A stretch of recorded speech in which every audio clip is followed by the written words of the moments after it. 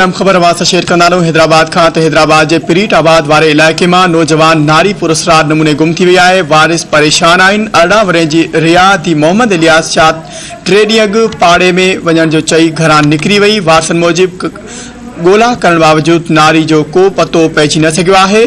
खबर के हवाले से अवां खे आगाह करायूं या ब्रेकिंग न्यूज़ अवां सां शेयर कंदा रहूं। हैदराबाद के पीरीटाबाद वारे इलाइक़े में नौजवान नारी पुरस्कार नमूने गुम थी वई है। वारिस परेशान आहिनि।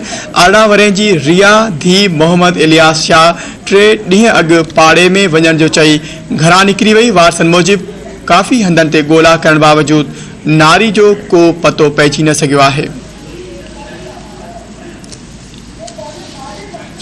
खबर नाज़रीन अवां सां हिकु ॿियर शेयर कंदा रहूं। अहम खबर है 18 वरे जी रिया दी मोहम्मद इलियास शाह 3 ॾींहं अॻु पाड़े में वञण जो चई घरां निकिती त वापस न मोटी। वारिस परेशान आहिनि। तफ़सील मालूम कंदासीं। धरती टीवी हैदराबाद जो रिपोर्टर नथूराम असां सां लाइन ते मौजूद है।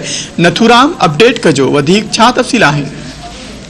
हाँ जी बिल्कुल मंजर ये हैदराबाद के पीरीटाबाद वाले इलाइक़े में नौजवान नारी 3 ॾींहं खां पुरस्कार नमूने गुम है। जैसी गोला लाइ वारिस परेशान हाल बणियल आहिनि। नारी के वारिस मूजिब 21 मई ते शाम जो 18 सालन जी रिया दी मोहम्मद इलियास शाह पाड़े में वञण जो चई ऐं घरां निकिती हुई, जेका हिन वक़्त ताईं वापस न मोटी सघी है। जे बाद मिटनि ऐं माइटनि में भी वारिसनि पारां ॻोल्हा कई वई, पर नारी जो को भी पतो न पइजी सघियो है। गुमशुदा नारी जी वालिदा साबरा इलियास ॿुधायो त धीअ खे घर जो कमकार न करण तां धड़का ॾिना हुआ।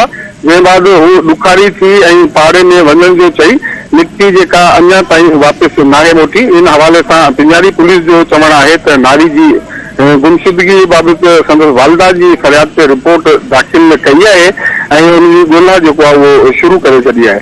नारी जे वारिसनि पारां मुतालबो कयो वियो आहे त DIG ऐं SSP हैदराबाद मामले जो नोटिस वठनि त जीअं पुलिस नियाणी जी ॻोल्हा खे यकीनी बणाए। जी मंजर, अपडेट करण लाइ अवां जी वॾी महिरबानी।